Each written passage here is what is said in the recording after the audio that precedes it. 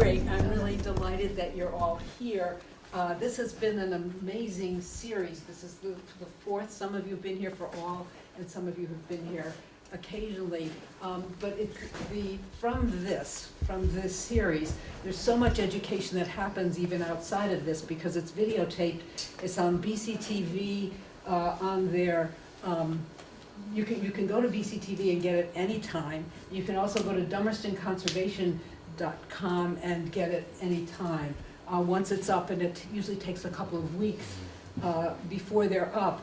But the amount of people that learn from these and from the questions that you ask in your participation is really great. And in these days when I think our environment is really, we're really concerned about it and concerned what might happen for the future, this is really important what's happening here.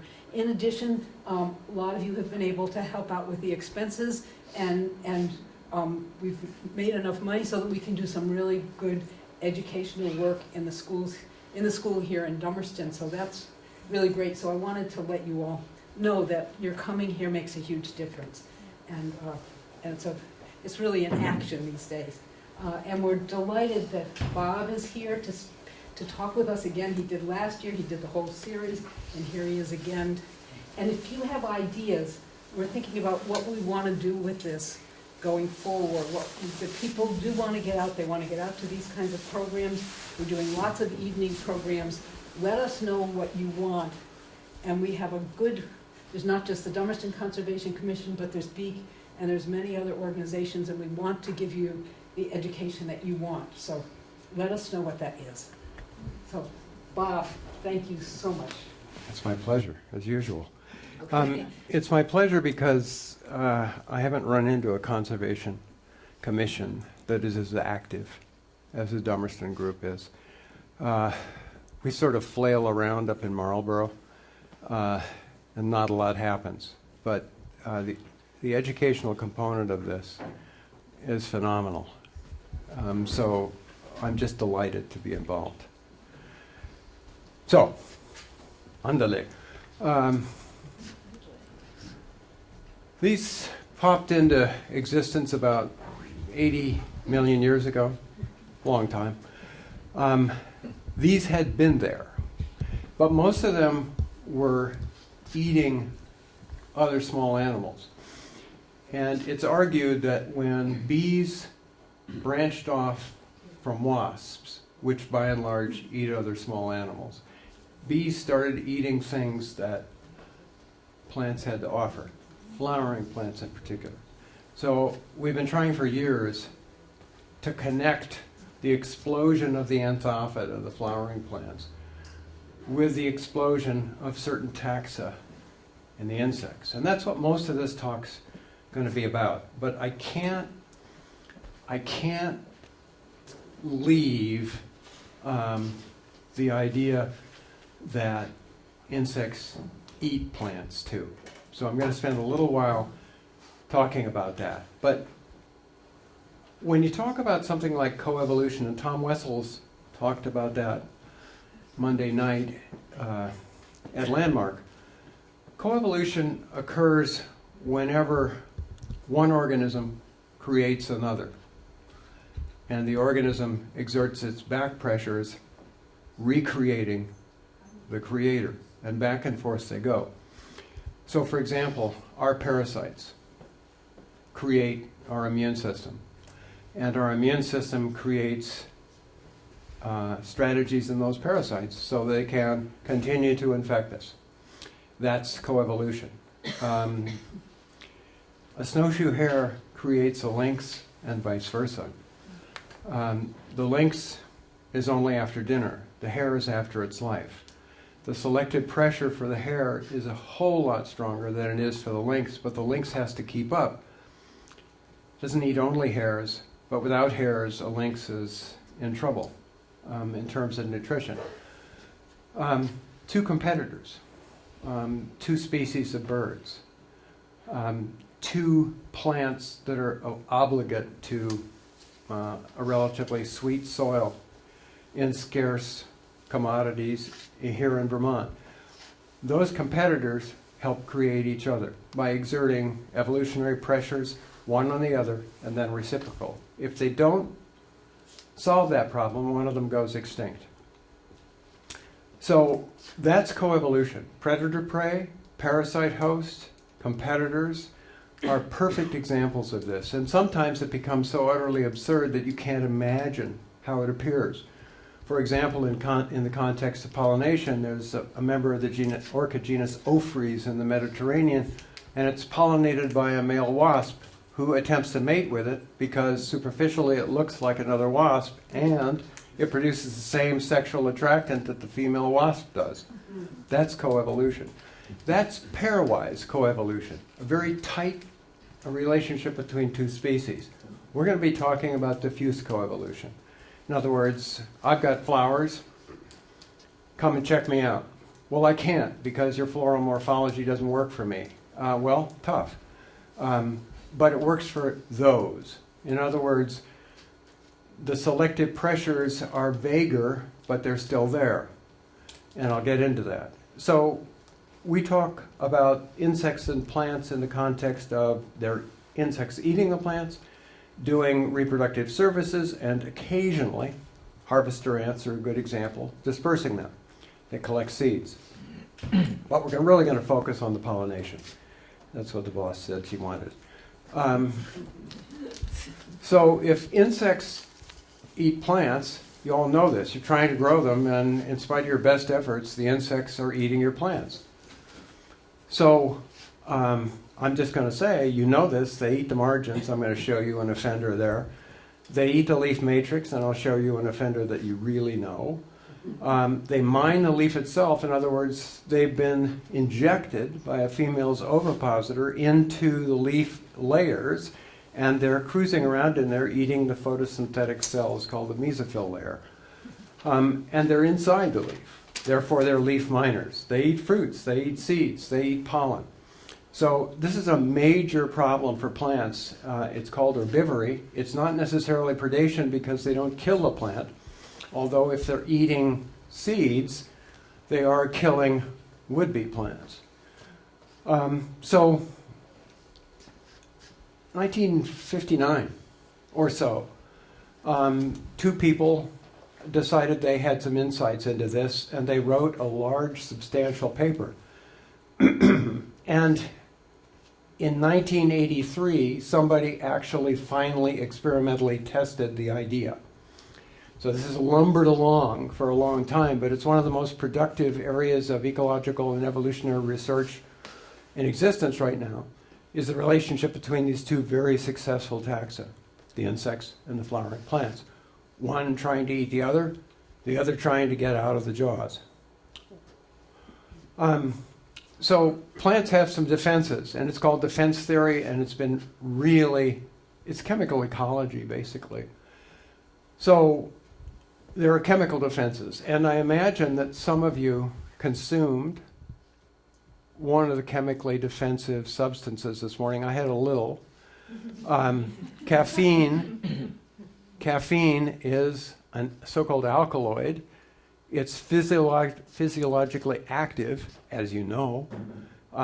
It's a drug. We use it all the time. It works in well-known pathways affecting the vitality of us and of insects. In our case, I drink it because it's good for a liver. And I had hepatitis C for a long time, and I thought I'd give my liver every break I could, so the research is very clear. You want to take care of your liver, you can do milk thistle, and you can drink coffee too. Who needs more?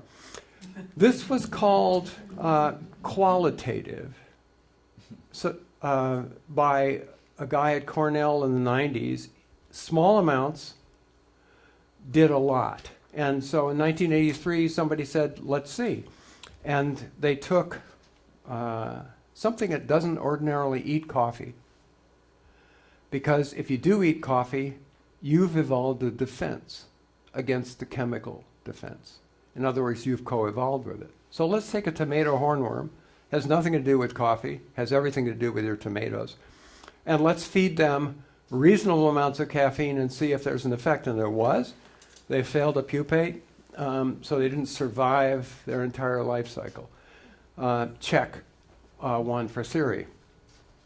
The other major category are things called qualitative substances, which are eaten in large quantities, have more diffuse effects. But in the case of tannins, which hints of oak and tannin in your red wine, the tannins actually bind with protein in the gut if consumed in adequate quantities, thereby depriving the herbivorous insect of the protein it needs to grow. So oaks and beech, you see the brown quality of southern streams and rivers and ponds here in Vermont too. Those are tannins, leached out of the leaves of whatever trees have it. Mangroves are famous for having massive amounts of tannins. Okay, chemical defenses, physical defenses. They can't get up and run, so they either have to be intolerable in one way or another, chemicals, or thorns. I have a plant at home. It's my favorite house plant. I can't move it anymore. It's a Pachypodium from Madagascar. It's about this big. The trunk is about that big, and these spiny stems come off of it. I would defy any kind of artiodactyl, deer, gazelle, anything, to try and bite anything off of that plant. So it's physically safe against us, things big like us, but not bugs. I have to deal with hard scale on that thing all the time. Or you've got tough leaf margins, so it's just physically hard to consume you. Or you have a latex, which is also toxic, but gums your mouth parts up as it does in the case of milkweed. That's it. That's all you can do. You can't run away. So you have to sit there and endure whatever lands on you. Here's one. This is my idea of an aphid. You all have personal experience with aphids. She's feeding, and she's giving birth. And you don't know how it happened, but you look down and you see thousands of these things on whatever plant they're on. How did that happen? There's no male anywhere in the picture. She's just cranking out clones, absolute replicates of herself, and it's a happy little band. If you see aphids with wings on them, those are sexual. This is not sexual. Looks it, but it's not, because there's no sex involved. If you see winged animals, you see sexual aphids, and they're dispersing and heading somewhere else.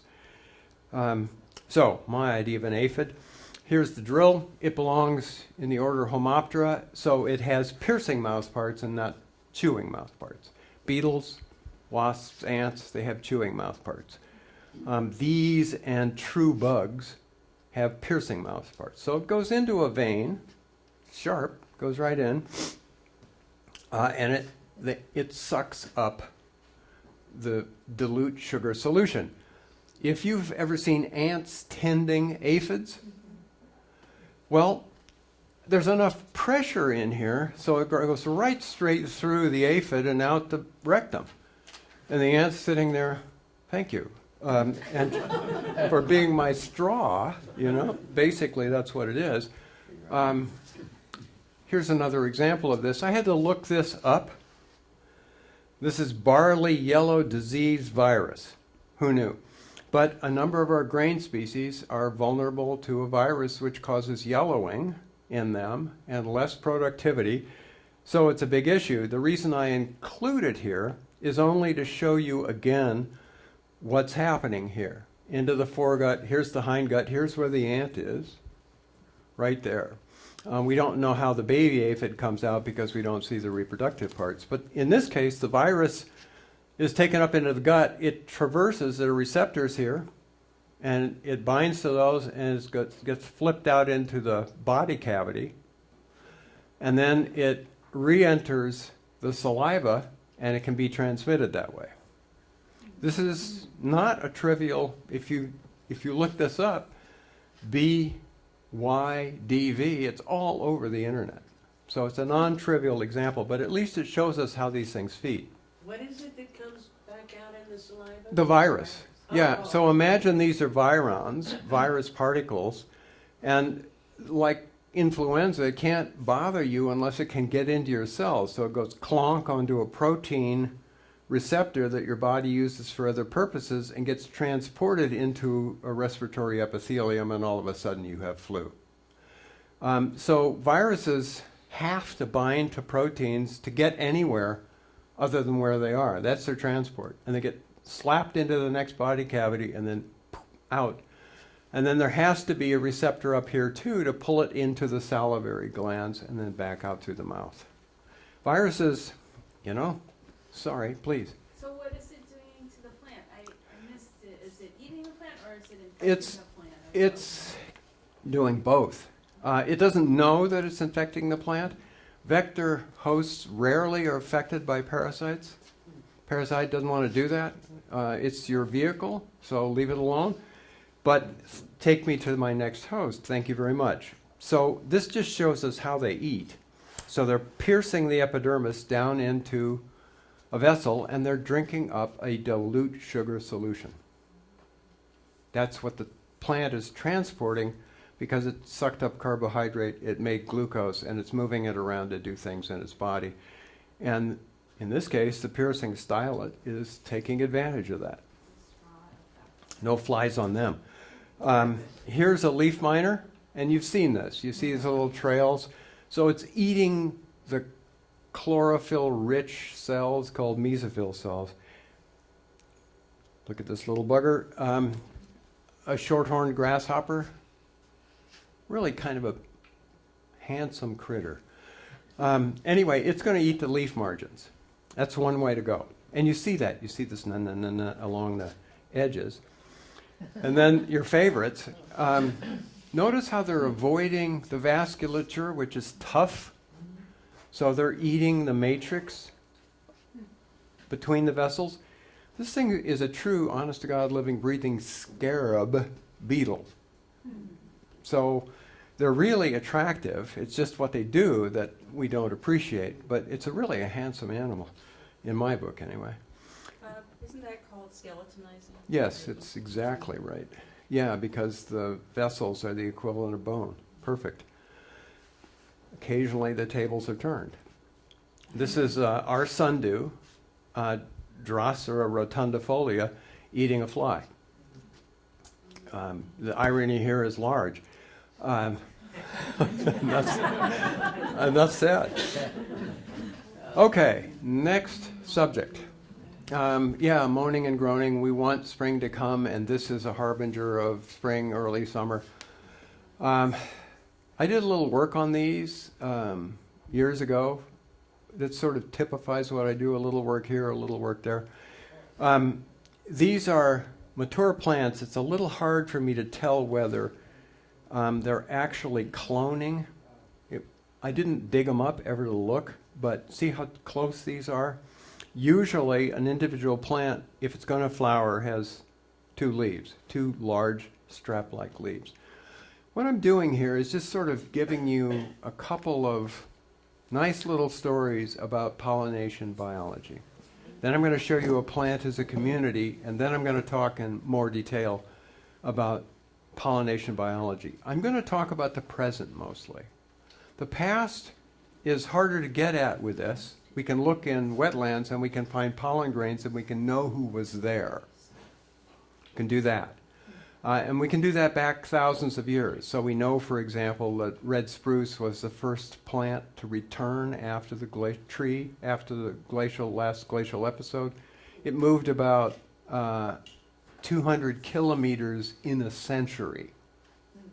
It was the fastest tree in terms of walking north after the glacial retreat. So we can do those kinds of things. It's harder with the bugs.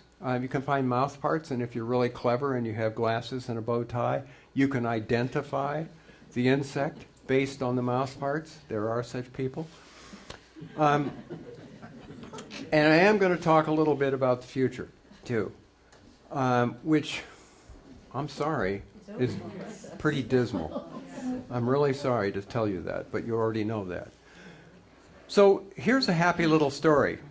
This is end of May, early June. Maybe down here in the banana belt, it's third week in May, something like that. We traveled and we got on the plane at Hartford, and there was a happy to return to all you can eat at whatever the restaurant. Just what America needs, all you can eat. This says to a naive bumblebee queen, this is all you can eat. It is an enormous signal to her. She has come out of hibernation. She's inseminated last fall with one or more of the drones in her colony.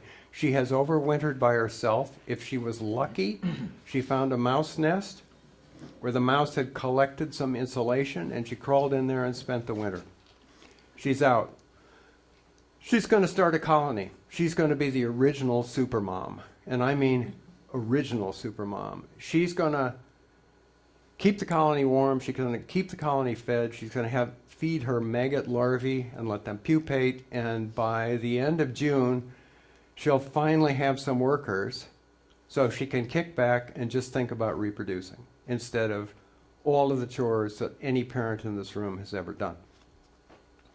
She may end up with a colony of more than 1,000 individuals, including hundreds of potentially new queens and tens of useless male drones. So she looks at this and she said, my problems are over. It's an incredible signal, and that's why we all love them. We look at them and go, whoa, God, beautiful. She goes, beautiful and food. But no food at all. The pollen is contained, here's a little cap here, and there are 2 stamens in this orchid, which is unusual. Most orchids have a single male part called a stamen.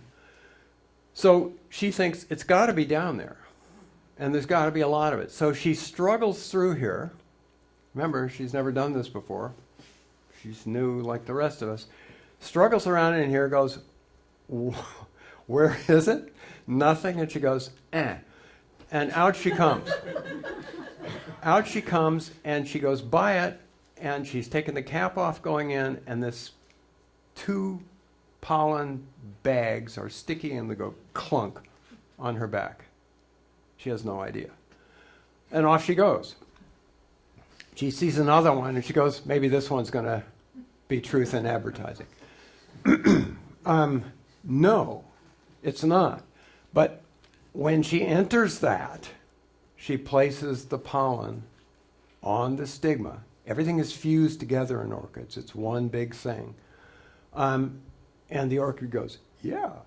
And the bumblebee goes, fool me once, and you know how that goes, fool me twice, shame on me. And she doesn't do it again. Maybe she goes to 3 or 4 of them. Please. So you had started to mention about the orchids being cloned or not. If it's cloned, it means it's got the same genetic material. Correct. What does it, will it go to a cloned partner, the bee, or will it go to another one? Nothing like, say, the aspen groves in the West. Yeah. Sorry, voice problems. Nothing like that.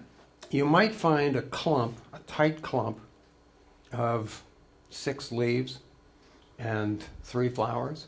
That could be one individual. It could be. Or it could be I just didn't have the heart to dig them up and look. I could have done something. I could have taken a little snip of a leaf, and I could have looked at the genes in the lab at the college. It's super easy to do. It wasn't when I showed up in the Pleistocene, but it is now.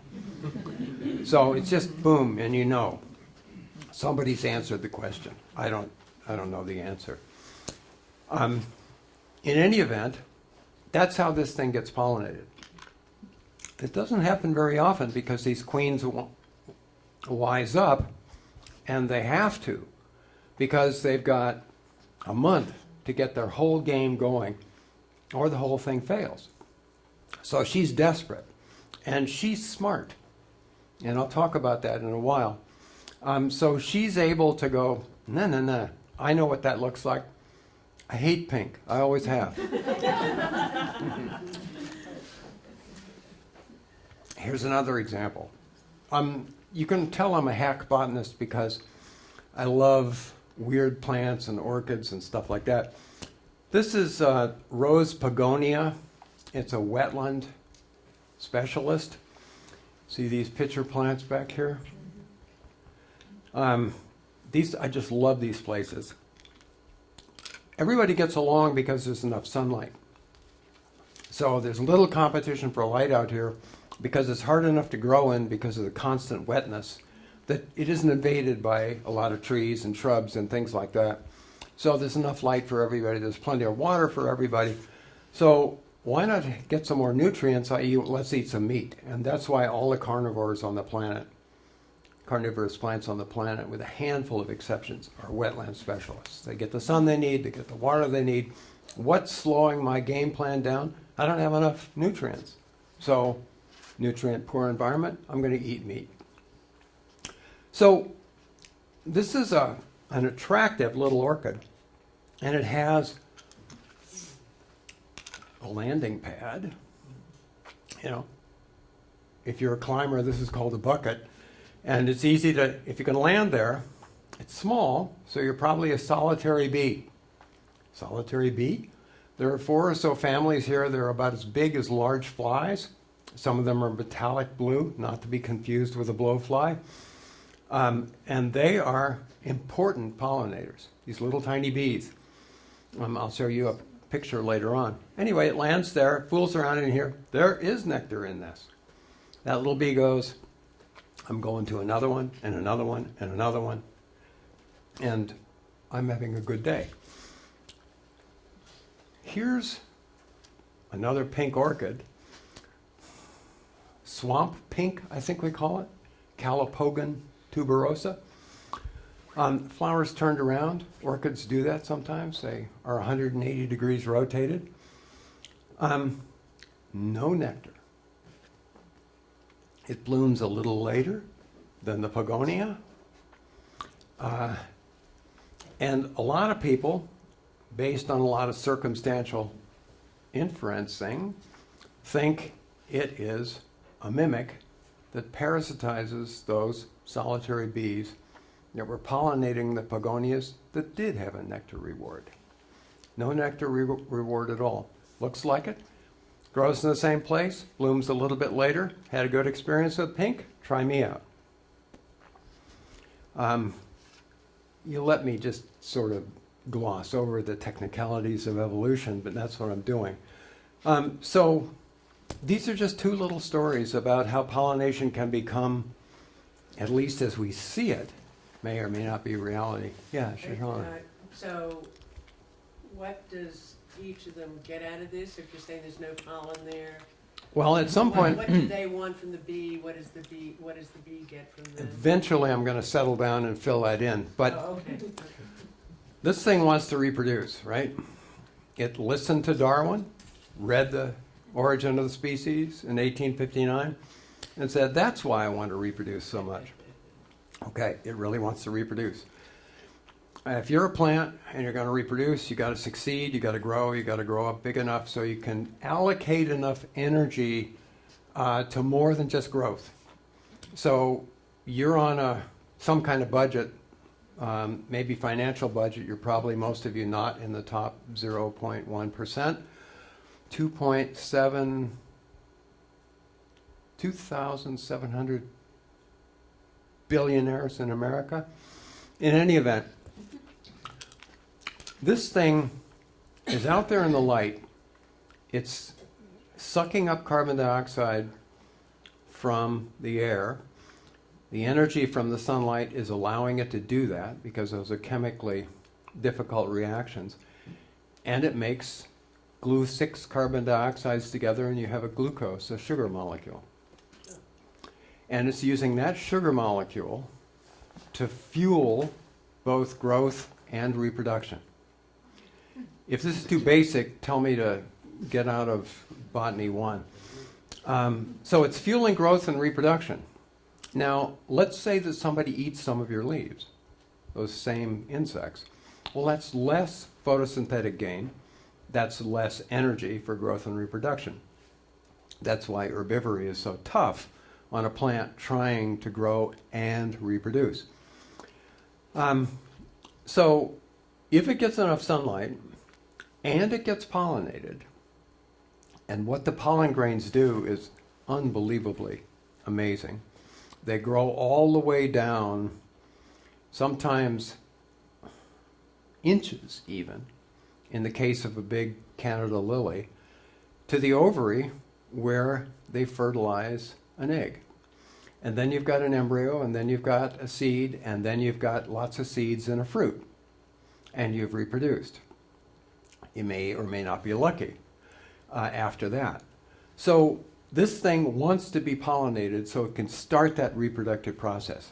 And eventually, you want to get those seeds taken out from underneath their feet, but remain in good habitat, or to be transported all the way to another good patch of habitat. So from a plant's perspective, it wants water, sun, and air, so it can do all the photosynthesis. It wants to grow up to be a big person, and it wants to reproduce. And finally, it wants those kids to get to some sort of reasonable habitat. That's what a plant dreams about day and night.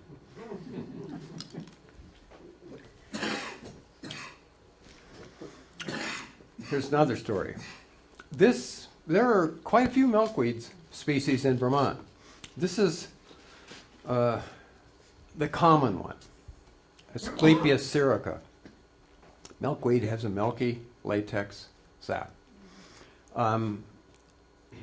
It contains an alkaloid, like caffeine, which affects the ability to transport sodium and potassium across heart muscles, which causes arrhythmia in the heart.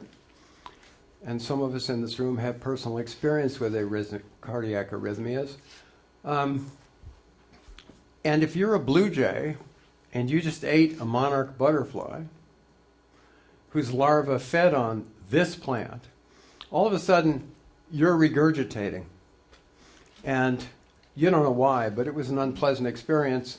And what the hell have I just done? Oh yeah, that wild electrically orange thing. I'm not going to eat one of those again. So that's what this is all about. Interestingly, they vary in the amount of toxin in the latex. Some of them are without toxins. Some of the Syrica or some of the varieties? There's variation within Syrica, but other species, some are loaded and some are completely devoid of it. Therefore, if a monarch larva has eaten that monarch is completely palatable. But that particular blue jay doesn't know that. So I'll talk more about mimicry shortly. It's unavoidable. Anyway, this is a whole interesting community, and a guy at Brown University who actually came up to Marlborough to be an outside examiner, his name was Morse, studied everybody that was directly or loosely connected to milkweeds, and it's a whole gob of insects. I'm going to only show you some of the more important players. Anyway, the flower is weird in milkweeds.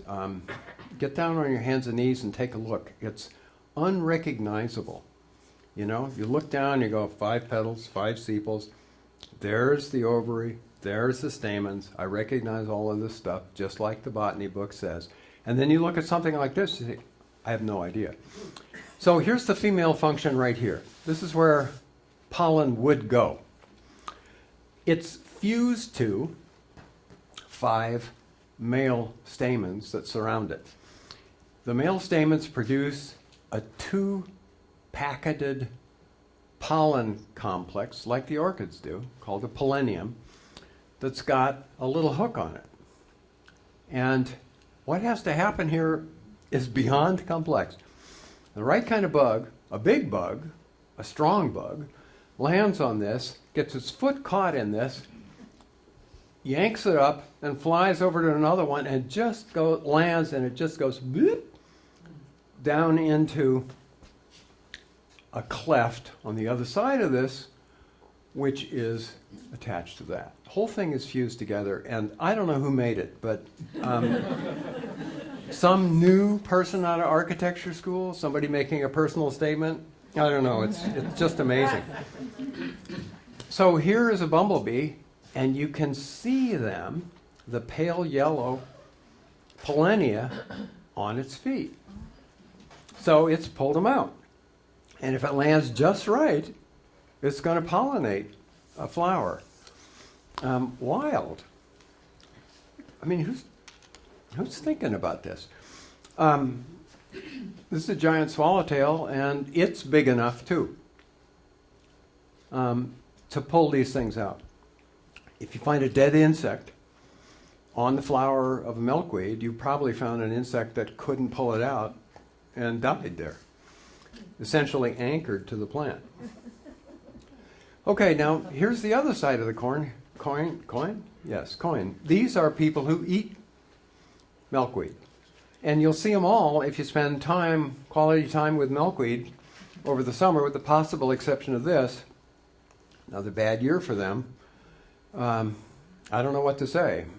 This is one of the world's most miraculous species, and the Mexicans ought to be on top of it, and we ought to be on top of it, and neither one of us seems to have our act together.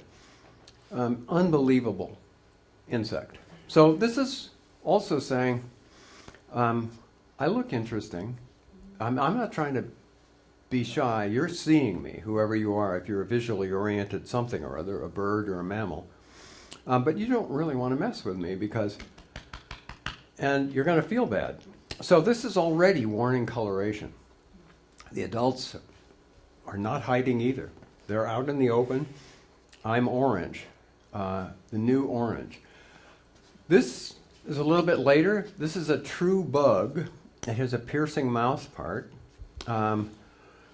It's going to eat the seeds that are produced with any successful pollination. It's called a milkweed bug. And trust me, if you haven't seen them, you will see them if you go out there. This is a milkweed beetle. This is a long-horned beetle. It's got a lot of antennal segments. They talk about short-horned grasshoppers, long-horned grasshoppers. A long-horned grasshopper is a katydid, sticking way out there. Anyway, here's another person who also eats milkweed.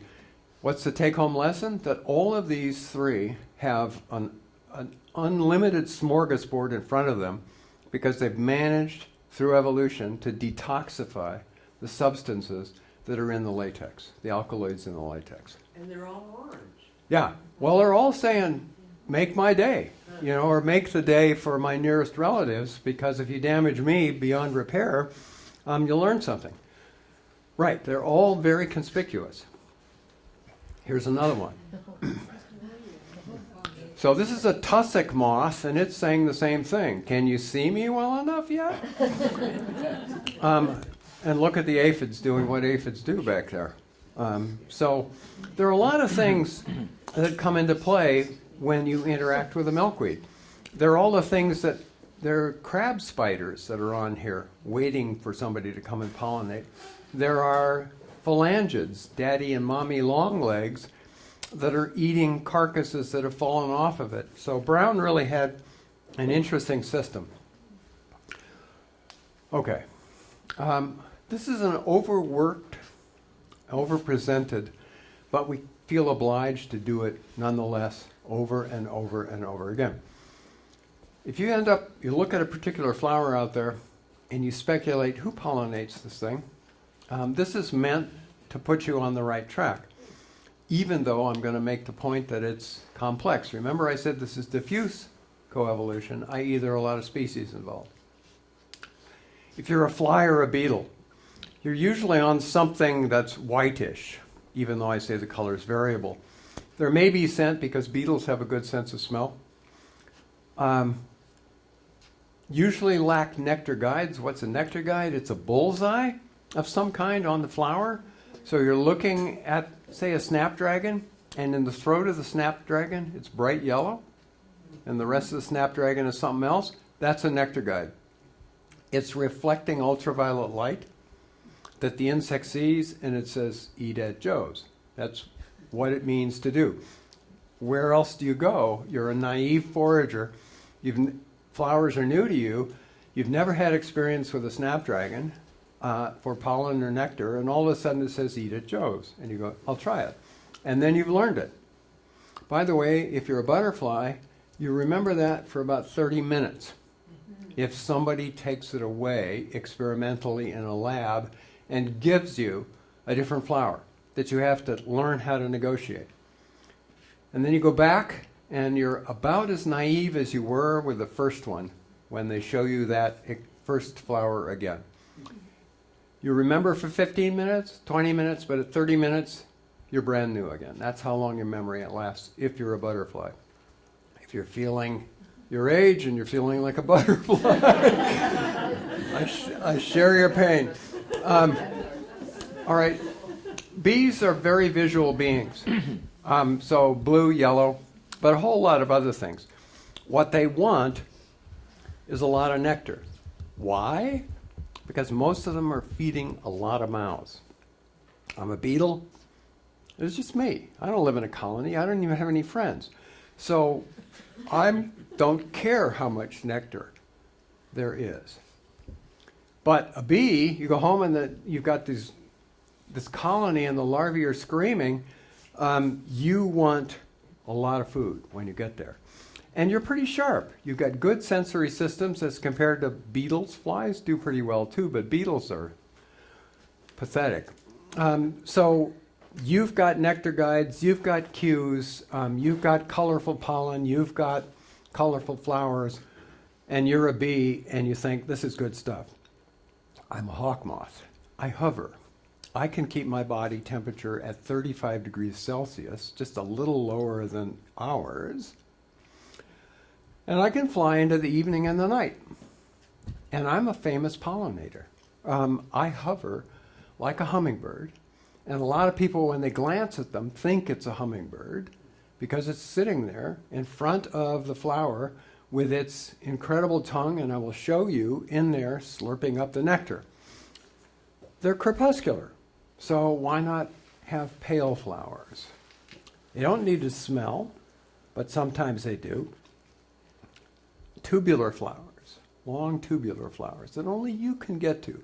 When Darwin went to Madagascar, he found a plant with an orchid with a spur about like this, and he said there has to be a hawk moth here with a tongue that long. It took 50 years, but they found it. So he was right.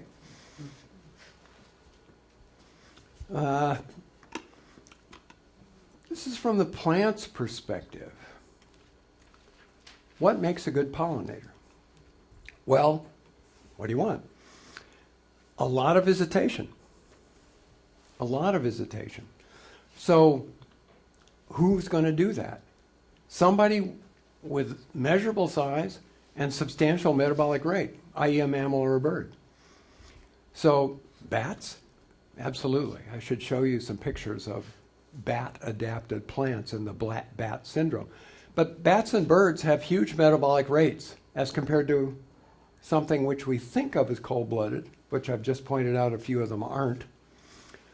So go this way.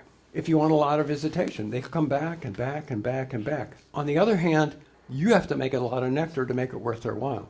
And here is the bind that we're looking at through the whole thing. You're a plant and you've got a limited budget. You've got to grow, and you've got to reproduce. And bloody all, you have to feed your pollinators. Well, how much do I have to feed them? You have to feed them enough so they'll come. Predictably and repeatedly. It's a pain. It's a lot of carbohydrate. It's pure sugar you're feeding them. It's junk food. Nectar is basically just sugar water. But you could also feed them pollen, so you're making copious amounts of pollen, which is not junk food. I'll make that clear later. You have to feed your visitors. And the visitors, on the other hand, think, I don't want to travel all over creation, messing around looking for just the right nectar pollen matrix to take home. I want it right here, right in front of me, and I want it easy. And I want a lot of flowers on the same plant. Because travel time is pollen hunting time. It costs you money to travel, but it also costs you time when your whole colony is at home screaming for food. So there's incredible tension evolutionarily in this co-evolved relationship between things trying to be miserly with the other. That's the take-home thing to keep in mind. If you want, I'll tell you some experiments about that. Right, who's being fed? Is an individual being fed? The beetle? A little bit of nectar and it's okay, as long as you're convincing the beetle to see you. Versus a colony. Let's say you've got 1,000 larvae in that hive. Yikes. That's a good pollinator. Feeding yourself, feeding others. How smart is a pollinator? Bees show a phenomenon called constancy. If they have a good nutritional experience at one flower, they will imprint on that and stay with it until they have a series of bad experiences with it. So they quickly learn a particular flower color, morphology, and scent, and they use it preferentially until it lets them down. How does it let them down? If other bees have done the same thing. So it's not as if you reach into a cornucopian shell right in front of you. Depends on the previous history. The early bug gets the worm. When does a female bumblebee start to forage in the morning? She can elevate her body temperature to flight temperature at 5 degrees Celsius or 40 degrees Fahrenheit, which is a common May morning. She can fly in the Arctic by elevating her body temperature. I'll tell you how she does it. So she has good visual capability. She's smart. She exhibits constancy. She has good floral memory. She's honeybees, but other worker bees are easily recruited. You come back redolent, stinking of a particular nectar. I know where that is. Boom, they're gone. Sensory capabilities, provide them with that. And we now know that many bees, at least, are capable of producing a mental map that we thought was restricted to vertebrates. In other words, you take the bee and you say, here you are, find your way home, and it goes, that tree, that clump of flowers, I know where I am, I go straight home. That was thought to be strictly a vertebrate attribute because we're smart and they're not. Well, guess what? Well, you can go with wind if you want. I was, one of my first motorcycle trips, I was down on 119 headed to Rhododendron State Park, where I make an annual visit in New Hampshire. And I looked across the river and I saw these explosions of yellow and in a pine forest. And I thought, whoa, pollen, explosions. I mean it. It was hot, it was 90 degrees, so everything was accelerated, but literally it's this cloud of yellow pollen coming out of these pine trees. Well, fine, but if the wind's blowing the wrong direction, it doesn't get to the pine tree behind you. That pine tree's going, dude, I'm right here. But with an animal, you've got a vector. And that vector goes, I had a good experience with this. I see another one over there. Doink. So you get precision with animal vectors that you don't with wind, but wind is good enough, right? We got grasses that we eat called corn. We got grasses that we grow. We've got trees. So wind pollination is in the mix. But if you want precision, get a vector. All right, this will be more than you want in that category, but this would be a highly evolved forager is going to say, how much energy do I get out of this particular flower type as compared to landing on it, scrambling around in it, sucking it dry, and so on and so forth. The ratio of energy gain to energy lost in manipulating the flower, or whatever it is, this works for any forager. You rank these things, and you add in travel time too. Those are the evolutionary pressures that all of these insects are experiencing. To maximize energy gain as compared to energy spent in the process. So if you've got foxgloves going strong where you are, and you've got something with not so much, say a spirea, this is what you forage on. If you're smart enough to make that decision. If you're a beetle, sorry. But if you're a bee, then you're ranking things. You're made to rank things. The bees that didn't rank things are the bees that didn't leave any offspring. So, in the same category. This is from, I managed to leave all that in the car. This is from Bernd Heinrich's book from out of his PhD called Bumblebee Energetics. It's an incredible book. Heinrich at his best. Buried in minutiae, but still keeping his eye on the big question. So, bumblebee workers carry about 0.2 grams of pollen. That's what they're capable of carrying. The heavier they get, the harder the flight. And about 0.25 grams of sugar. They take them in different places. You see the pollen hanging on the legs, the corpusculi they're called, that hold the pollen. Or this thing has got its distended belly. It's got a honey crop that's full of nectar. The legs are full of pollen. It flies back to the colony. It does this about 9 times a day because that's about how long it takes to collect that on an average day. Queen weighs 0.4 grams and a drone eats a quarter of her. We now know that a gram of pollen will produce a gram of queen. So queens are what it's all about. Those are next year. And you could have 100 queens and none is successful in locating a place to spend the winter, succeeding there without getting eaten by the mouse that comes back to its nest. Bummer. So it's about 1 to 1. Otherwise, bumblebees would own the world. In other words, one colony manages to get one more colony on average each year. So if you got a gram of pollen, green, it produces a gram of queen. And you can figure out, given the number of trips, given the number of workers, you can figure out how many queens you can make per unit time. And this is the detail that Heinrich does.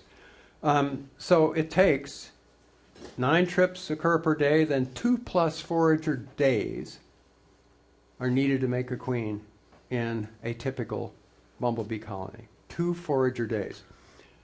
1 forager for 2 days, 2 foragers for 1 day. Either way.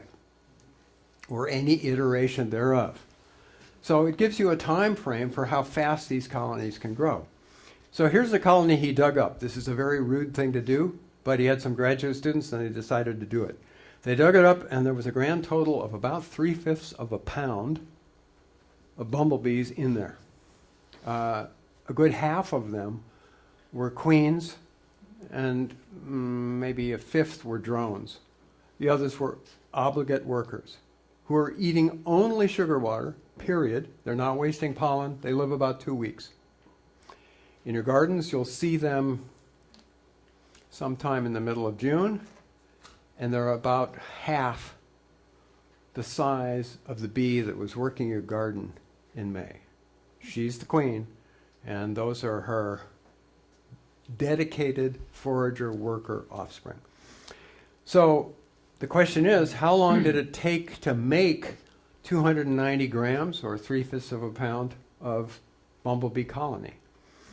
And it turns out, you can do it any way you like, there was 1,380 bee days needed to make what the biomass that was in there.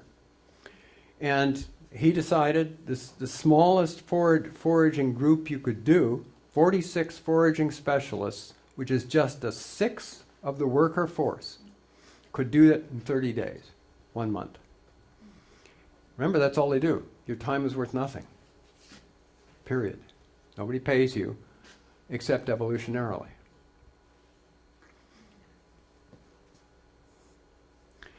Well, the first book that he wrote on his, this is Heinrich again, the first book that he wrote,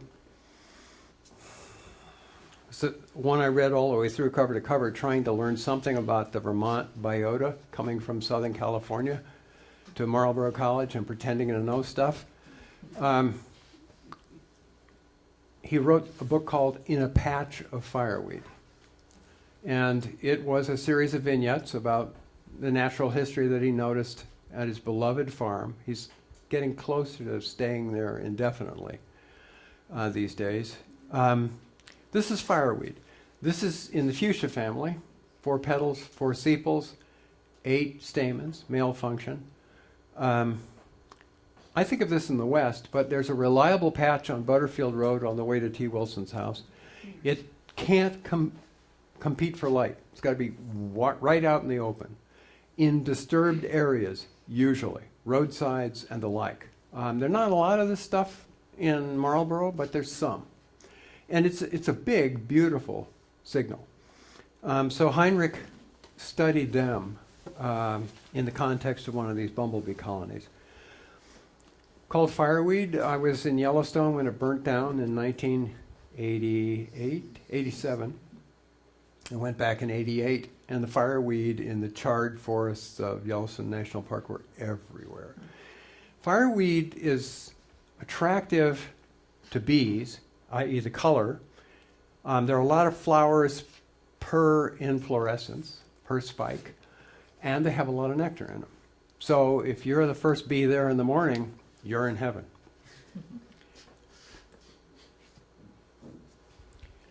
Well, in that same category, this is a situation where you have 2 hypothetical bees. One of them forages near the hive, and the other one's found something 1.8 miles away. It flies at 10 miles an hour. If you've ever wondered how fast if you can outrun a bumblebee that's intent upon attacking you, probably. It takes 24 minutes travel time to and fro, return to this patch of good stuff that this bumblebee has found. If you wonder, they get home and they regurgitate, and they unload, regurgitate their nectar into a thing called a honey pot, where the heat evaporates the water and you end up with honey, which is about 90% sugar. It's hot in there. The whole idea is to accelerate growth and reproduction, and that's heat. Since we're at a constant temperature, we make our own heat, but what they're in there doing is shivering their flight muscles.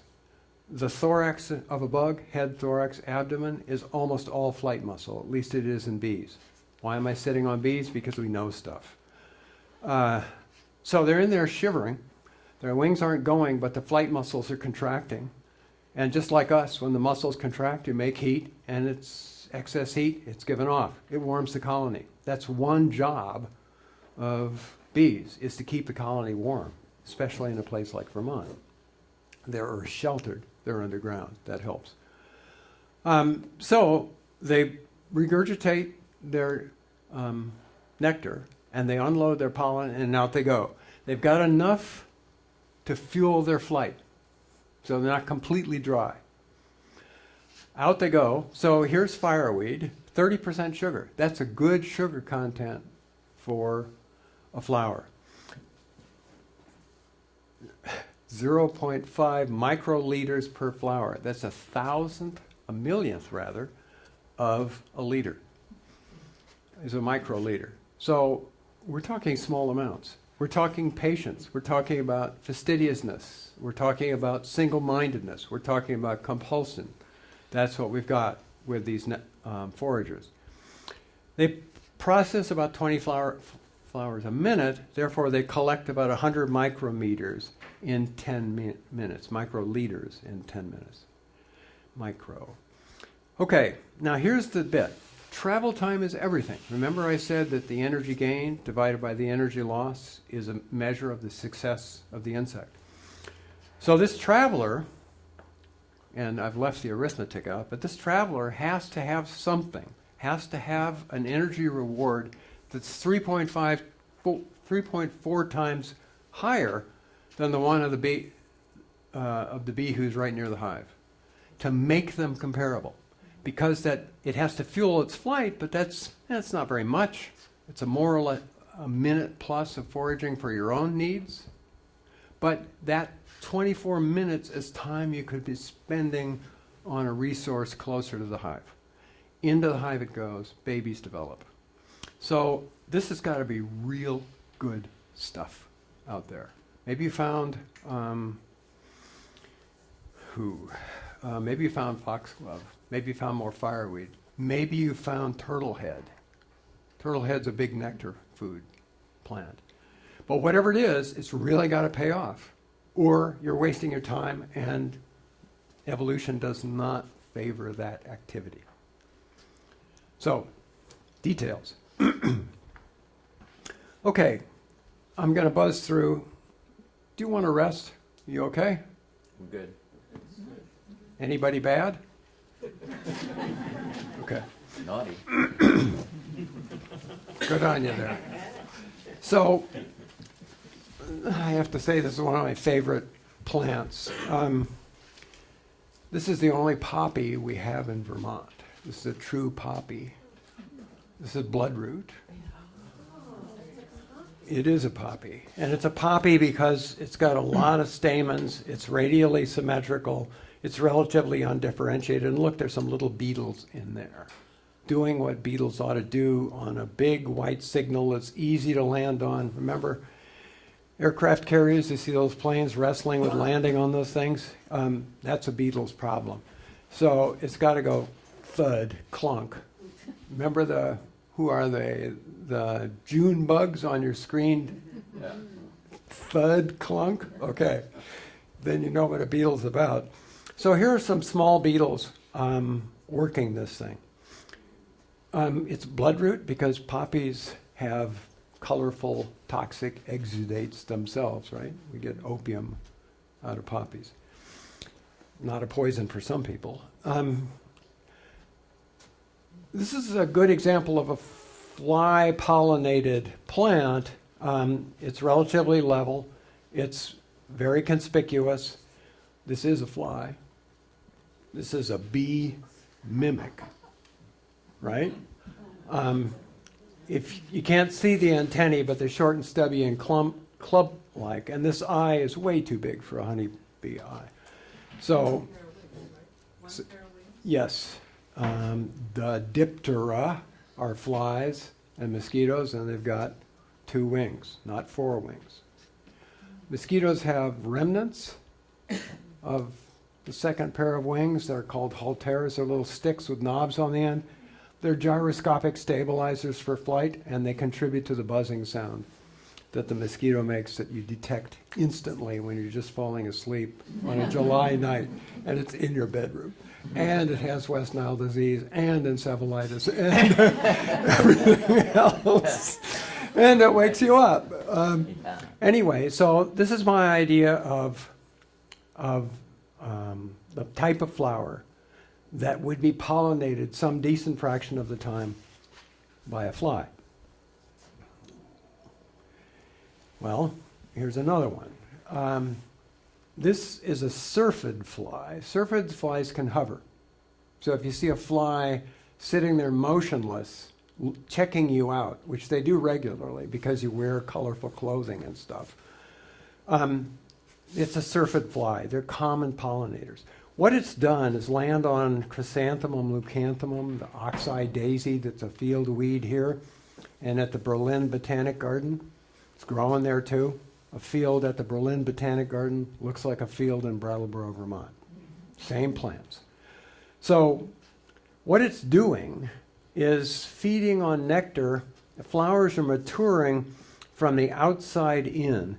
Each one of these little tiny things is a flower. And this used to be called the composite. It was more descriptive and useful because it's a composite, usually, of 2 types of flowers. Bilaterally symmetrical flowers. If you push that down, you'll see the remnants, or you'll see actual reproductive elements. And radial flowers, like a little bucket, in here in this disc. The composite T, 2 different types of flowers. Dandelions have only these. Chicory has only these. A lot of other things have only disc flowers. For example, artichokes and other thistles only have tubular disc flowers. They don't have any ray flowers. All of this, all you have to do is clip these off at the lab at Marlborough College. We're out there, we clip off, we have asters, we clip these off, the ray flowers off, and the visitation rate drops right down. And probably, therefore, the pollination rate. So this is a eat at Joe's type of signal. Anyway, here's this fly working this composite. It's conspicuous, it's white, it's easy to land on and easy to manipulate. I stole this off the internet like all of these things, and I think this is a viburnum. Little beetles. It's the kind of thing we'd expect to see on this, flies and beetles. Okay, now how about bees? How about pollination syndrome for bees? Well, here's a bumblebee. Hard to say. She's probably a worker at this point, though she could be a queen of the future who's out showing that she's flexible. The nectar is down here. What this means is that her head probably ends right about here, and her tongue. So all bumblebees are not the same. Your tongue length tells us a lot about who you can extract nectar from. And it ranges from about 0.4, 40% of her body length, to 0.9, 90% of her body length. So we have short-tongued bees and we have long-tongued bees. And a guy named Daniel Inouye showed in Colorado that that's how they divide up the world. Some, too much gyration. Some of them can work on things like larkspurs because they have long tongues. Some of them cannot. So they coexist as competitors by diverging to the point where they exploit different resources. Anyway, we know about this in August and September. We also notice that hummingbirds will use these. So what this means is there's a lot of juice in here. And it's worth somebody's time to repeatedly investigate, because the plant is annoyed, but it's still producing nectar because it wants to maximize visitation. Impatiens capensis. I remember seeing my first one a while back. Here's another bee flower. This is a New England aster, and this actually looks like a honeybee. You can see she's got pollen here, and she's working the disc flowers of this aster. We now call the family the Asteraceae, after the genus aster. So, bright, decent nectar. You don't have to do a lot because there are a lot of flowers there. So probe, probe, probe, probe. Who needs to fly? Probe, probe, probe. And back you go, and you've got a lot to offer.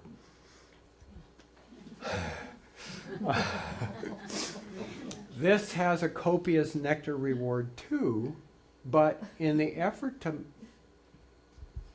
Evolution doesn't like fools. And it's going to say, if you make a lot of nectar and you make it hard to get to, then you're going to cull down the possible number of likely pollinators to something like a bumblebee who's strong enough to force her way in there, slurp away and go back belching for all the activity. You need to watch this. If you've never seen this, go find a patch. There are 2 species in Vermont. And watch the bumblebees get into these things. No flies, no beetles, thank you very much. It's too hard. You have to be strong to get in there. What are these about? This is a closed gentian. There are 2 species. One of them has fat leaves and one of them has skinny leaves. But the flowers are closed, and he keeps saying, it's in bud forever. What's its problem? This is a plan. This is a plan to minimize visitation to folks who do it right in the context of this plant's morphology. Okay, butterflies. And the internet is littered with pictures of monarchs pollinating things, or at least visiting things. Visitation does not mean pollination. It just means you got there. And maybe you're doing the right thing, and maybe you're not. But look at this again, lots and lots and lots of little flowers in this red clover. There are a lot of jokes in Britain about spinsters and red clover, because spinsters keep their red clover, and red clover gets pollinated, and we feed it to cows, and we have steaks or something like that in Britain. I don't know why it's spinsters that take care of the gardens, but apparently that's the story. It's Darwin's, I think he started. I think you're right. No. Well, look at this. Here's another one, and you don't have to be a master flyer to land on this thing. So you see them, they're clumsy. They've got a lot to fold up, so they've got to have something easy to land on and hang on to. Here we've got a Rudbeckia or something like it, and you see all of these. You can see the pollen up there. So the stamens force their way up, and they're covered with pollen, and the idea is I'm getting some of that on my body, and I'm going to go to another one. No constancy here, it's just what's available, and you land. But let's say there's another Rudbeckia 10 feet away. So you can see the pollen maturing there. The next thing that happens is the female function, the stigma, which is two-parted, forces its way up through the middle of that. So we start off as a male here, and we end up as a female.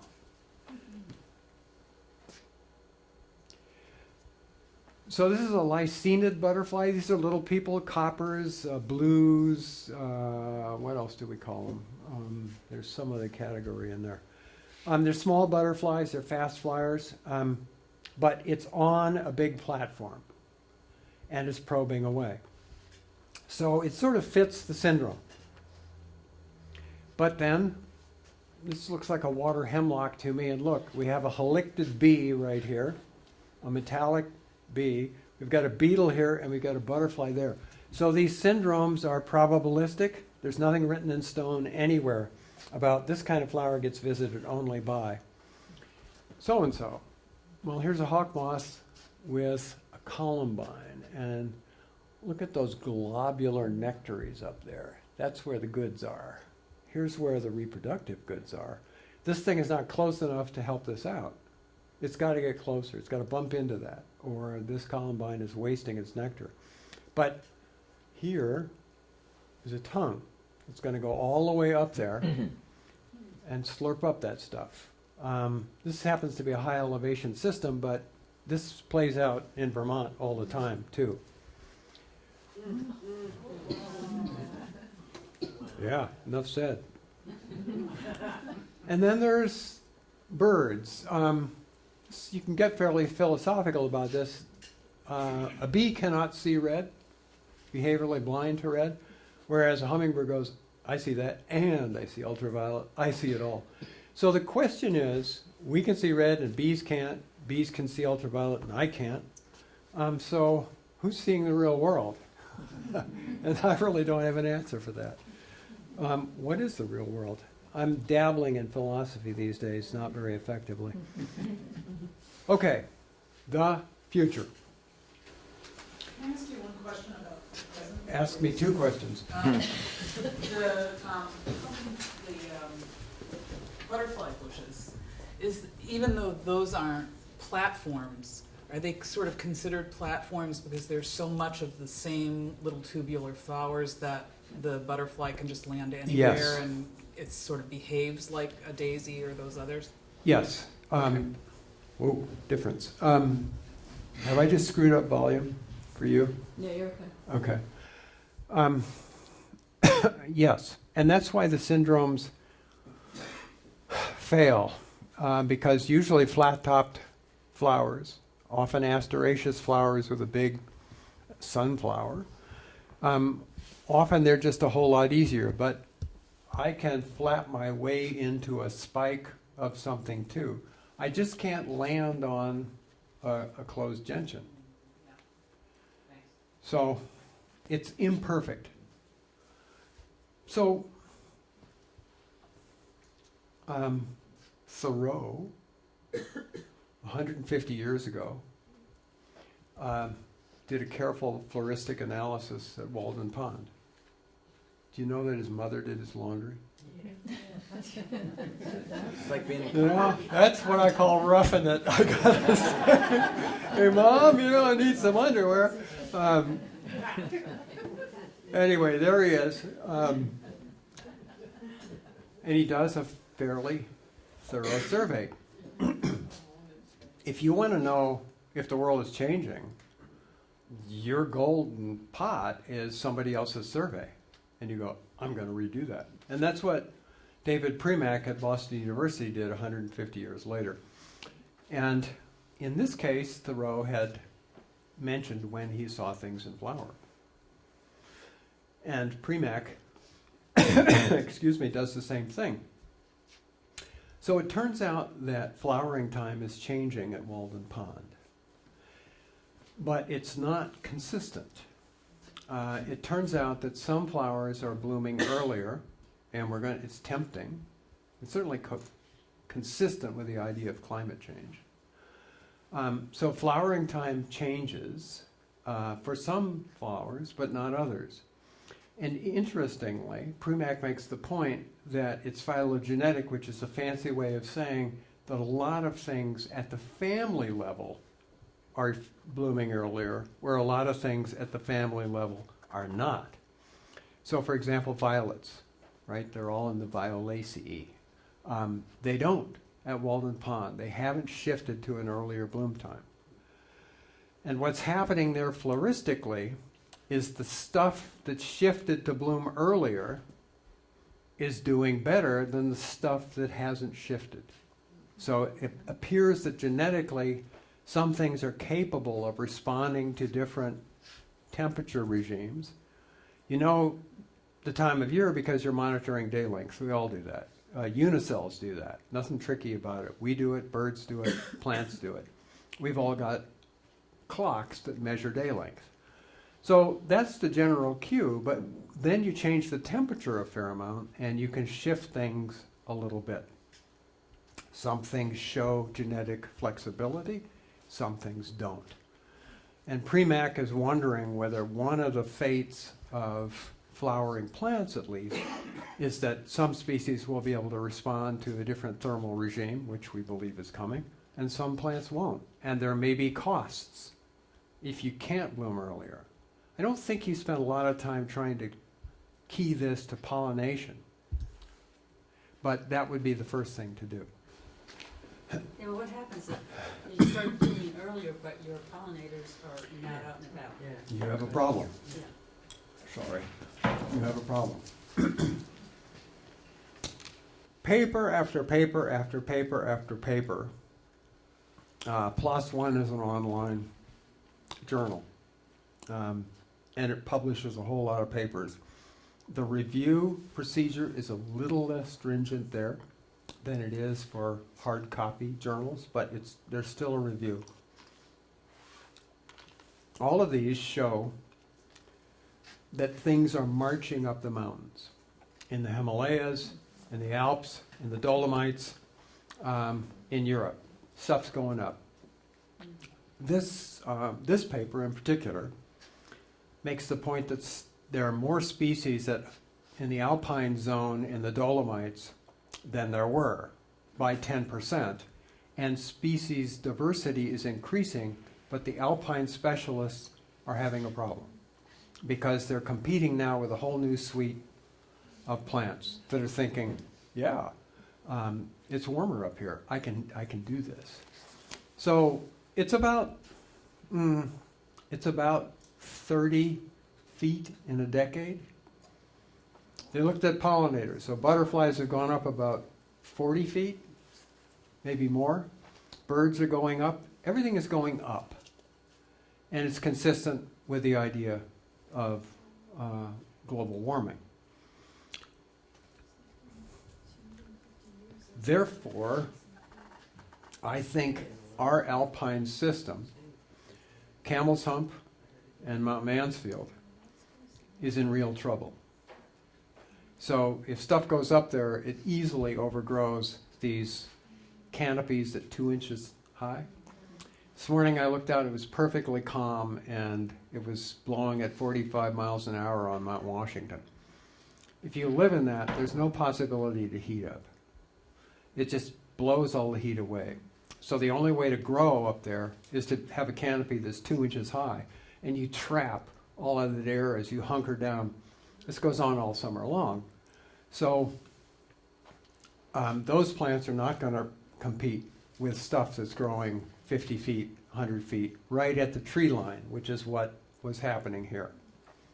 These are tree line specialists, and they're going up right up to the top in the Dolomites of Italy.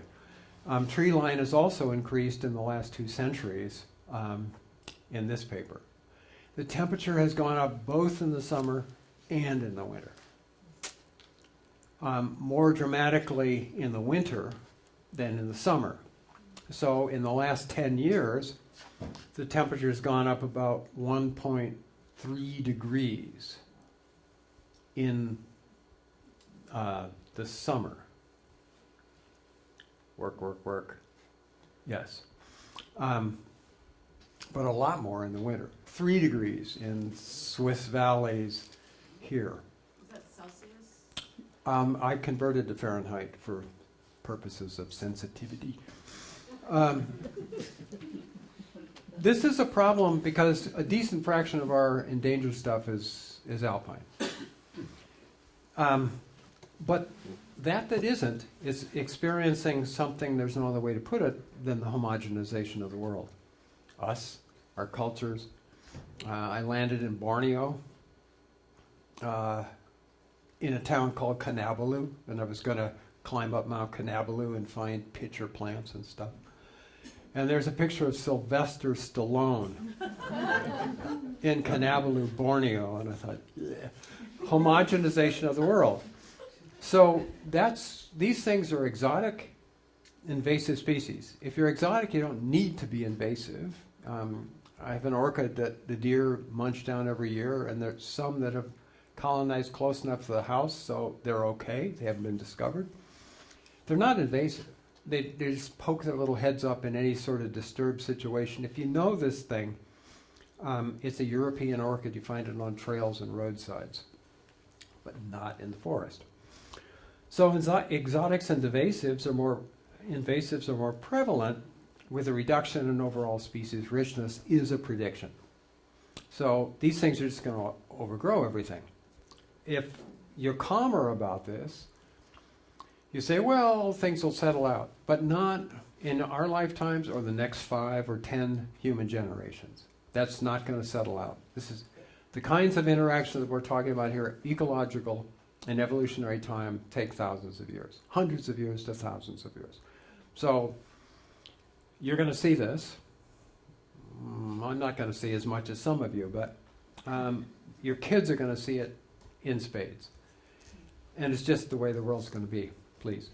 Bob, when the species are going up past tree line, won't the wind in places where there's wind, like in Mount Washington, keep them from surviving and competing?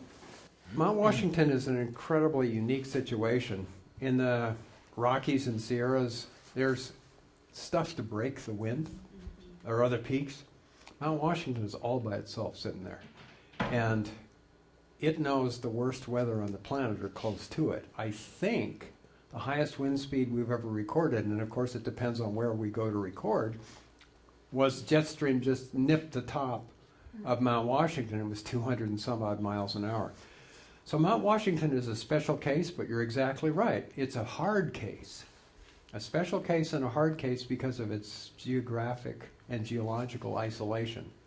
But in more wind-protected ranges, I think the effects will be more dramatic. Mount Mansfield's pretty exposed too.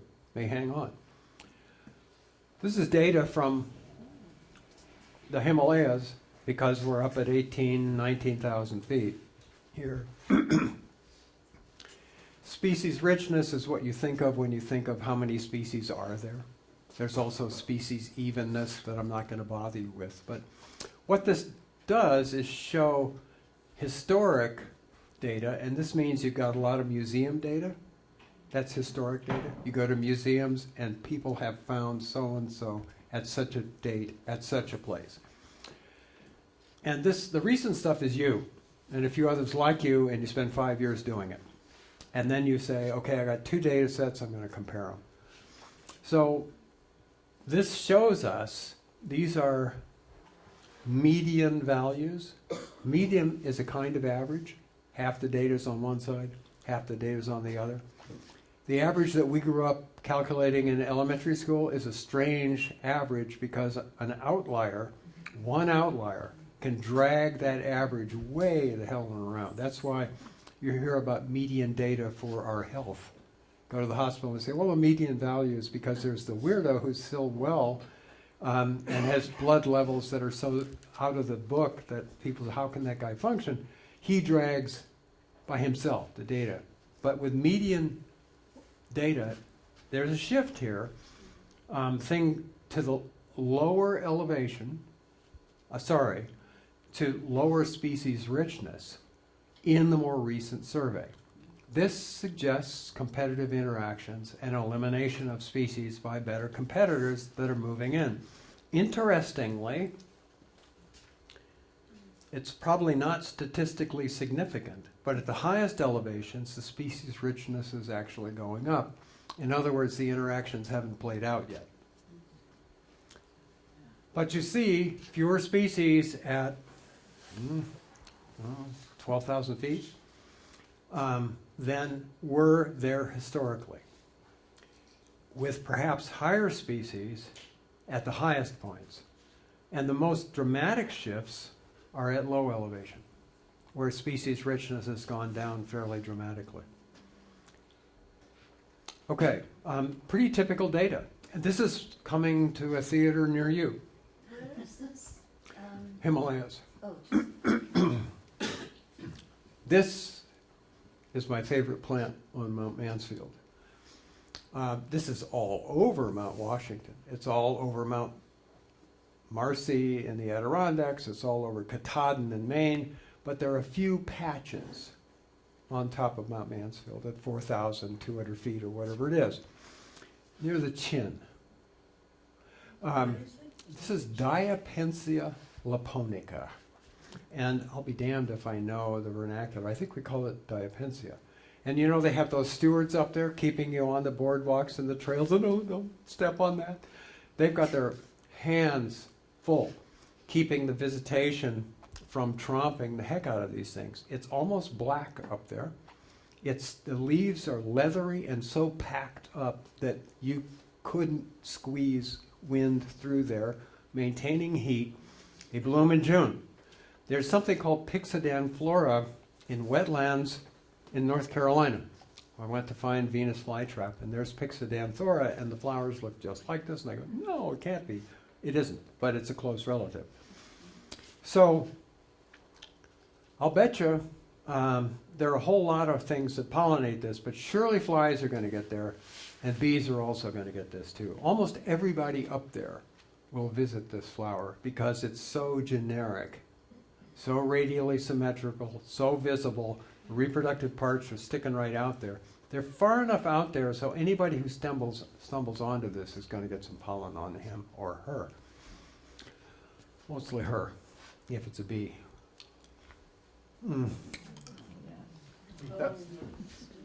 We've lost, this is done, and this is the future. So this is exotic and it's invasive, if there's any doubt about it. Michael Boylan in Marlborough, former ceramics teacher at the college, is waging a one-person war against a patch across the road from his son-in-law's house, and he's losing. Another problem for the future is our fascination with white-tailed deer. In 1980, the federal government was sued by a suite of botanists who were working on national forest property, government-owned property in Wisconsin, and they compared their floral surveys with what was on a Native American reservation just across the river. And the species richness in the national forest was much lower than it was on the Native American reservation. This is 1980. Why is that? Hunting. Native Americans can hunt all year long, It's their land, they'll do as they like. The average density was 1 deer per square kilometer on the Native American reservation. It was 8 in the National Forest, and species diversity was way down. That law, I don't know what happened to that lawsuit. I did some arithmetic, there are about 14 deer per square mile, different data set, in Vermont. Our deer herd is large. And it's doing things. So here's Britain. This is Middlesex Falls. This is a famous survey 100 years ago. We knew what was there. Here's Premack again. 155 of 422 plant species are gone in Middlesex. This is about 300 acres. It's about 30 miles north of Boston. It's a famous open area. There could be a lot of players, people tromping through, people picking flowers, but I'll bet you people talk about the prevalence of deer in Middlesex Falls, and I bet you it's that. We have personal experience with this. I found one of these orchids, Epipactis helleborhini. It's a European orchid. I've mentioned it. I don't have a picture with me. Some pines in front of the house. I was walking around and, there's one. I said, I got to get caging. I came down the next day, it was gone. We don't have any more painted trilliums on the driveway. We used to have 10, 20, none at all. So all of that is Bambi. Please. Yeah. Oak reproduction in the woods. You know, there's not an oak tree under 5 inches diameter, and probably in all of southern Vermont. You know. Any forester in the state knows we have a problem. This is ill, and this is the least palatable to them. If you wonder what deer do, they want to get about 8% crude protein. So that's the first couple of inches of the growth of whatever it is, the seedling. And back and back and back and back they come. Somebody looked at ginseng. Historic populations are well known, and they're all in decline. And they eliminated us and implicated deer because the plants hadn't been dug, the roots were still there, but the foliage was gone. You can do it once or twice because Panax has a big root mass, stores a lot of energy, but you can't do it over and over and over again. So deer is implicated in the decline of ginseng in the entire eastern part of the country. And then you can look online and you can say, well, you know, whether you have a lot of deer, if you have any of these, you don't have a lot of deer. And it includes trilliums and all kinds of things. So that's an additional problem, and until we come to terms with this, this is at least as powerful a selective pressure as climate change. I did some arithmetic for a column I wrote for Grafton, another vigorous enterprise like Dummerston. We make $192 million off of hunting directly or indirectly. We buy gas, we buy trucks, we buy licenses, we stay at places, we eat food, and we pay taxes, and we do this and we do that. And related to deer, it's $192 million every year. State likes deer. That's big money. If you're worried about deer ticks, it only costs $1.6 million to treat us for Lyme.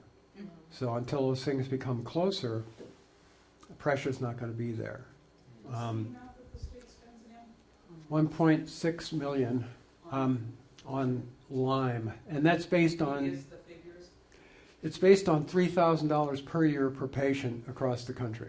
And what was the previous figure of what they spent to, 192. Oh, yeah.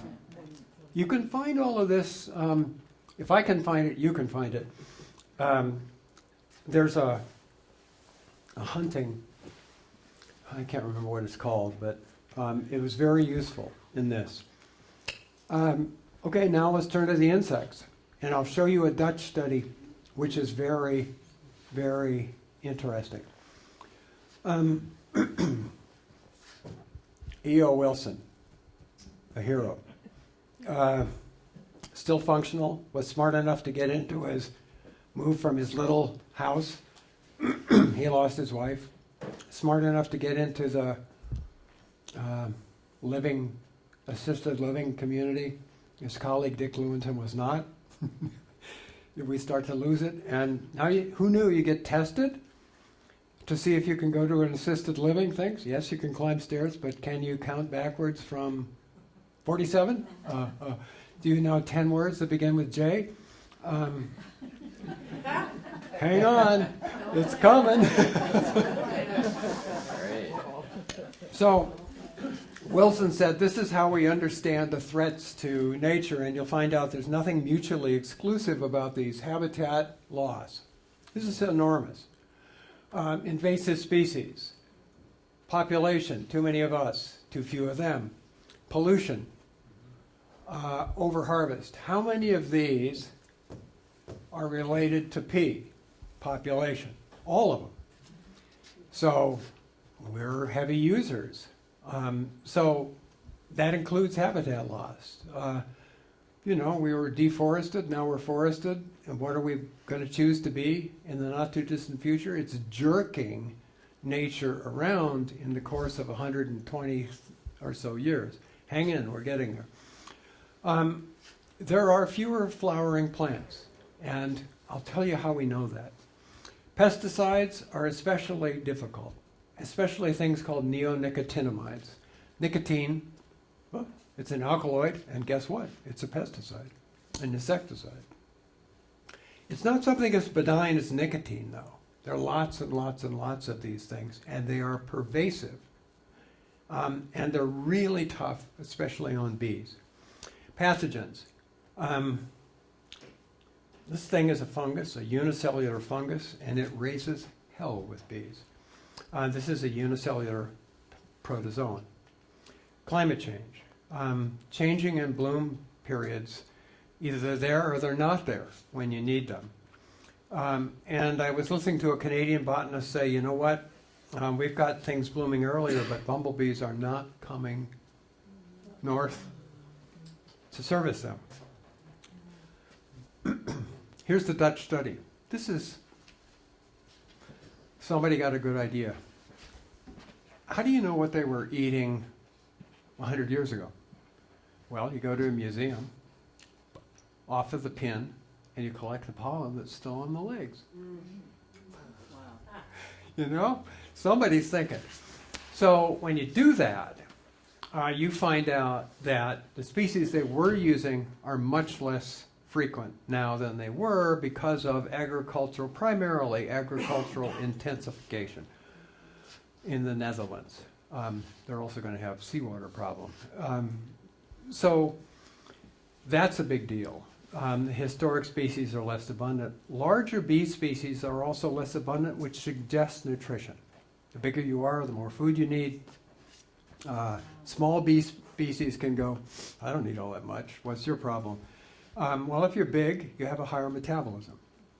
So Molly's somebody who went to Marlborough College. She found exactly the same trends along the southern coast of New Jersey. She went to Rutgers and got her PhD there. And she found just what the Dutch found in southern New Jersey, south of Atlantic City. It's pretty nice down there, actually. Towns like Shell Pile, Bivalve. I mean, these are big places. Who knew? So this is another major concern for especially the bees, because we know something about the bees. This is a European group. They find 13 different parasites, and increasingly what we're doing is carting pollinators around in trucks and setting them out and making them do our bidding. Well, what if they're infected with stuff? Don't they infect the native bees that are still there? Tom Wessel's made the claim, I haven't checked it, on Monday night, that there are no native bees left in the San Joaquin Valley of California. Wow. That it's all honeybee, all commercial honeybee pollination. That's our food, unless you're into boutique dining in Vermont. So they want government action, which is not going to be forthcoming anytime soon here. They want government action regulating the health of these exploited colonies that are being moved about to pollinate stuff. I'm getting close. You're hanging on well.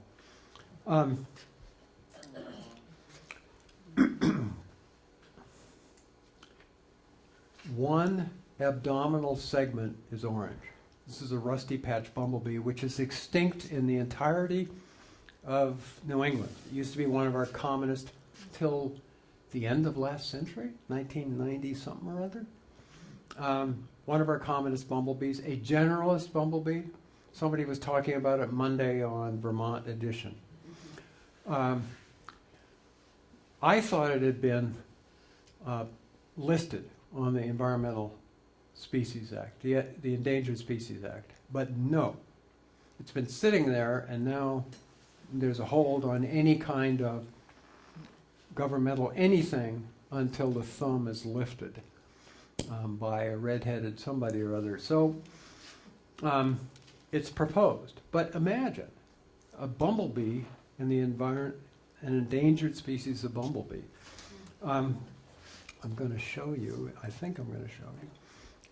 This one's all over the place, happily. I'll show you that. This is Bombus affinis, common eastern bumblebee. Here's another one I see all the time at our place. It's got 2 orange abdominal segments.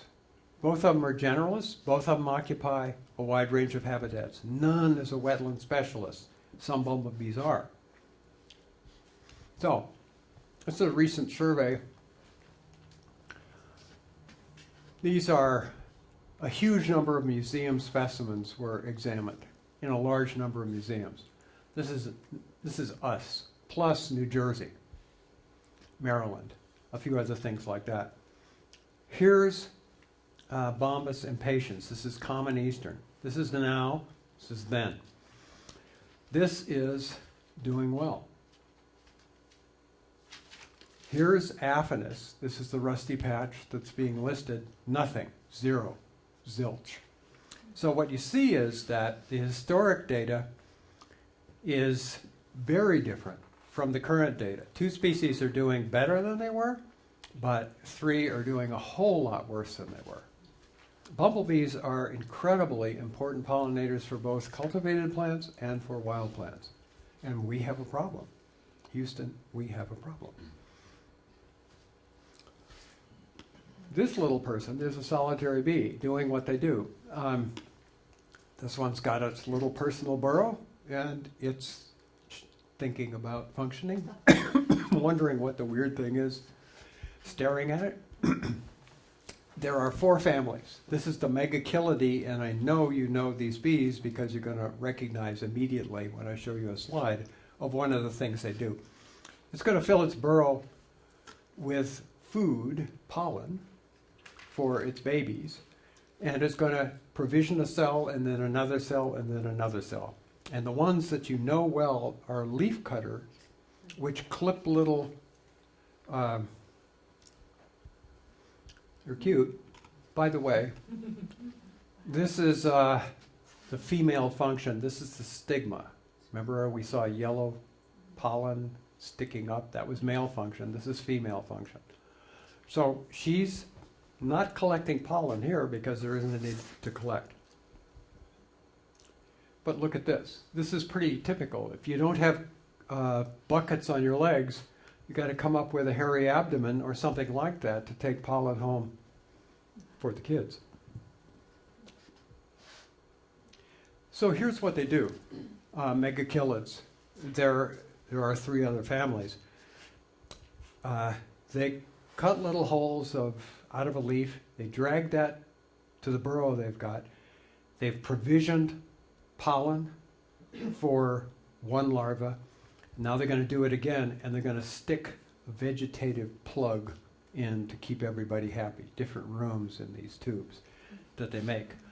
Another family, the Adrenidae, I stopped on a trip in Utah, and I walked out to see a little Anasazi dwelling, and there were holes about every 4 inches, and those are colonial, but still solitary single bees, the Adrenidae. So here's somebody who wants to do the right thing, and what this person has done is put up assisted living for megachilids, and you don't have to have a test. if you want to do something like this, you don't have to go whole hog. You don't have to go whole hog. 8 to 10 millimeters is what you want to do. That's comfortable passage for a bee. 8 millimeters is 1/3 of an inch. 25 millimeters in an inch. So 8 to 10 millimeters inside diameter, and you'll get some of these bees, if you want. What is that? Rolled up paper? These are going to be burrows that you provide. Who wants to dig a burrow when... But is it, but what material is that? These are little plastic tubes. You know, Can you use knotweed? you could use whatever you want as long as it persists. You protect it a little bit, and it's 8 to 10 millimeters. And the depth? Where can you find description of how to do that? You can find it online, like you can find everything online. Bumblebee burrows? Not bumblebees. These are solitary bees. So these are adrenids, megachilids. There's some at Agway too. Good old eggway. There's a number of places that sell those, but I always get a little bit worried if we're bringing in bamboo from China to house our native bees, what else are we bringing? That's true. You could cook it a little bit in the oven. Set it at 250 for 10, 20 minutes. Be okay, I think. Okay, just in case you want to look a little further, the Xerces Society is invertebrates. It's a good place to start if your interest is insect. Vermont Center for Eco Studies is a budded off entity from VINS, thank you, Vermont Institute of Natural Science. So they're good people. They do a lot of research, and they have suds and duds, suds and buds. What? Anyway, you can go Suds drink and beer and science. talk about science. Suds and science. Science and Norwich once a month. They It's a also waste. got outdoor radios, so that's probably where you heard the bumblebee. This is part of them, partners with them. If you want to see all the bumblebees that have occurred or do occur in Vermont, just go look at it. And this, of course, is New England wildflower. So, I don't know if I've provided you with anything new to think about. We know the world is in trouble. We know that the world, in the best sense of Buddhism, requires interdependence. And I hope what I've done is show you the interdependence that exists between flowering plants and insects that pollinate them. And I can't think of anything more central to my sense of well-being. Well, I can, some birds. But it's right up there. Spring comes along, we're demonic for being outside, and we see a big queen bumblebee landing on a plant that's just come into bloom in our garden, or it's somewhere else. It's hawkweed that's out there. And you think, all is right with the world. Okay, thanks very much for